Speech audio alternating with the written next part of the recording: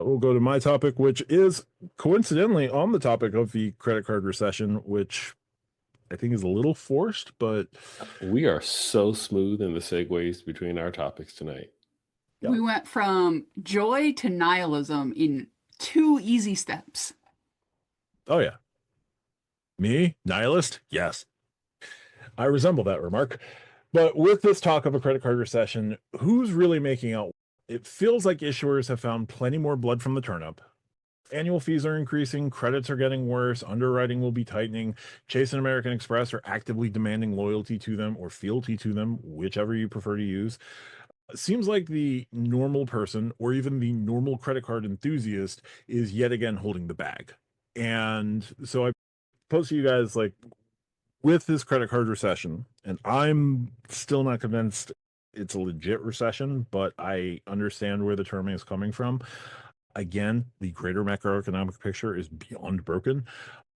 The issuers are getting more, and they're tightening their underwriting. Credits and ways to get value is getting worse. Annual fees are increasing. It feels like normal people, and we can define normal however we feel best, are just holding the bag, are going to be stuck holding the bag. Like, where do you guys fall in this? Where do you guys think? What do you guys think about this? Instead of going to RJ first, Lonnie, I'll throw to you first. Where are you on this?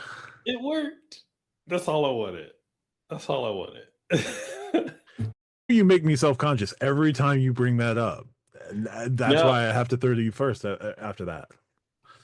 I knew that. I kind of leaned into it. But the thing is that RJ has been stealing my answers all episodes. So I just wanted to get out first. That's fine. And it worked. But to get back to your question, who's making out like a bandit? The house always wins. How many Vegas references is that tonight? 6, 5? Enough. Anyway, You're really enough. you're held up on the FedEx last dollar in You you Vegas. you had 2 of them as well, so don't throw it all on me. You had some Vegas references as well. But That's true. anyway, no matter what happens, the house is always going to win. But I think in this particular instance, the house is being a little bit greedy. And we, as the card holder slash consumer, obviously are not just the ones holding the bag, that we are turning out our pockets where we're being priced out. So not necessarily demanding loyalty, but the cheaper option is loyalty. And that's something I can't say that is normal in this particular credit card space, is that, and I say that because how many of us have multiple ecosystems? How many of us have multiple cards? But now it's, if you want to live that particular life, it costs too much. That's the direction that we're going. Where, yeah, Chase United came out and raised their annual fee. Then Mhm. Chase came out and did their first party, raised their annual fee. Amex says we're going to raise our annual fee, and not by a little bit, like significant numbers. So not like, oh, a refresh just went up $50. No, like significant numbers, like $200. Like, Hundreds of dollars, yeah. what happens when, and we haven't even gotten to Capital One, any other issuer yet, but what happens when they're like, yo, we can raise this $200 and people will stick around? Yep. We're going to raise it $200. And so Yep. we're getting our pockets turned out. And that's what I mean by, they're not fielding our loyalty, but we're being forced into it because not being loyal just is going to cost too damn much. We're already talking about it. For the third time tonight, is it A, Chase, B, Amex, C, Chase and Amex, or D, neither? What? Like, that's a real multiple choice question I'm going to deal with at the end of this year. And I don't know if it's A, B, C, or D. I honestly don't. And that's just there. We talked about Built. I'm already going $0 annual fee Built. I ain't got it. I got it, but my pockets don't want it. Like I don't want another $500 card. You see what I'm saying? And so with all of this, as you were mentioning, I think we're at a point right now where the banks are just being greedy, where they understand money is tight. They understand that people are want to spend less. Consumerism is up, but being able to pay off that said consumerism is down. Look at Klarna, look at Afterpay, look at Affirm. Hell, look at the credit card space and how much credit card debt is sitting out there right now, where they're like, you know what? We want the good people that can actually pay a portion of this back. Maybe we make a little bit of money on it. Maybe they let it roll over a statement or two. And, but the fact of we're going to lose out all this money from the rest of it, the other 85%, somebody has to pay for it. And it's the good people, it's us that are going to have to pay for it. The ones that are doing the right thing. So we're the ones left holding the bag. Yep. I don't necessarily see this as getting better. The only way out of it is through it, and the only way through it is for us to do what's best for us. And what's best for us might be, as we had talked about, maybe it's dropping down to only co-branded cards. Maybe it's picking one card ecosystem over another, picking a side, if you will. We have to get through it, but the thing is, no matter what, at the end of the day, even if we get through it, it's never going to change. It's not going to go back. We've talked about this before. How often has a credit card issuer reduced an annual fee? I think there was one example out there where something went from like maybe $100 to $49. US Bank took it off the Connect, I believe, about what, Yeah. a year ago? Yep. Yeah. There was like one out of how many chances, options, and cards that are out there. And so even if this stuff hits, I think it's going to stick. It might stick around for a while, but I don't see it going down. And so Yep. we are holding the bag. The employees of the credit card company, they're still getting their paycheck. The leadership of the credit card companies, they're still getting their shares in their paycheck. The board of directors, the CEO, the shareholders, they're still getting theirs. And how do they get there? Who's paying for that? We are. We're holding the bag. Yep. Yep. RJ, your thoughts here? I don't disagree with anything Lonnie said. I don't. What I will say is, I don't think for most, quote, normal people, this is a problem.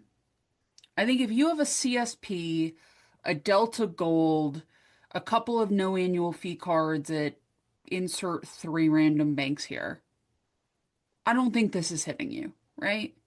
Yeah. Like, I don't think most, quote, normal people are feeling it. And I think that's part of the problem. Because if it's only hitting people like us, we're such a small overall percentage, and we're the most costly percentage. So I think the banks are incentivized to not necessarily care what we think and make sure our parents or our cousins or our coworkers are happy, and happy by applying and spending on the cards. So I think that those two groups are at odds, right? We're always at odds, but I think we're more at odds now because of how things are doing. I have a friend that I work with who has a CSP. She's got a couple of Delta cards. She's in the game, but she's not us. We are an aberration in the community. And she's annoyed at some of the changes, but it doesn't really impact her in a fundamental way. I have other friends who use 2 cards for everything. Like they've got like a US Bank card that they use for everything, and they have a credit union credit card. Like, I don't think most normal people feel this unless they're trying to, quote, get in the game. And then you start to feel it. But if you're new to the game, you're going to pick Chase or Amex at this point, right? Like you're not going to do what we did. And I think that differentiation, that sort of break in the generations is what we're feeling because we're on the other side of that generational rift. Like we're on the side where we could play in all of the sandboxes. Now we gotta pick if we're gonna do the big sandbox on the right, the big sandbox on the left. Both of those sandboxes have littler sandboxes you can get to from them, but you got to go A or B to get there. And I think we resent it because we don't like that we feel choices being taken away. The new people have never had the choice. The people So they who don't know what it's like. Yeah. they don't know what it's like. The people who have one or two credit cards that they just use for everything, and it's either cash back, so it doesn't really matter, or it's I travel every 2 years to my cousin's family reunion, and we get Comfort Plus or whatever, so it doesn't matter because all of my spend for 2 years has been going to those points and miles. And then they don't care either because when I talk about credit cards to normal people, and I do it in a fairly like benign way, I'm not like, here's a referral link. Like I do it pretty low key. They think I'm insane. They think all of us are insane. When I say I'm in a credit card Discord, most of them ask me if I need like professional help. Like half of them are joking, but like they do because it's not affecting them. They don't know what an AR, like, they don't know what interest rates are. They don't know what any of that is. Now, a lot of them pay their bill and they're not paying interest. Some are, and I try to at least get them off of that train. But, like, for so many people, this is a non-factor, and the banks want those people. Now, they want the Gen Z to sign up for their cards. Amex is courting them. They want people who make a certain amount to apply for these cards and use these cards. That's all true. But they want somebody to sign up for the CSR and use the CSR for everything. They want somebody to sign up for the platinum and use the platinum for everything. So we're feeling it because they're no longer, not that they ever were, but they're not, especially right now, not catering to people who want to be in multiple ecosystems that aren't just interested in co-brands in those ecosystems. I think in a year you are going to have to pick Amex or Chase for straight bank issued cards. If you don't want to set your money on fire. If you want to set your money on fire, you can get whatever card you want. You can product change to a US BAR, you can get a CSR, you can get a VentureX, you can get a Platinum, you can get some reserves, you can get a club, like get some AA cards. If you want to set your money on fire, none of this matters, right? If you got $200,000, if you're somebody who still can get 4% on Smartly if you applied today and you just want to set money on fire, none of this matters, right? So that there's also that group who have so much money coming in that none of this matters. So the people who like still care about their money and still care about playing this game in however they choose to play it, we're the ones being squeezed. But we're such a small freaking percentage, the banks don't care. And I'm sorry, a lot of us are not used to not being cared about for different socioeconomic reasons, or complexion reasons, or gender reasons, right? We're not used to not being the center of attention, and we're not the center of attention right now. We're having a hard time with it. And I think that ultimately is why we're feeling this squeeze so acutely, because we don't get squeezed in many other aspects of life. I just gave Matt something new to talk to his therapist about. Yeah. Sorry. Memories. Anyway. No, thanks, RJ, on that one. But yeah, attention's always nice.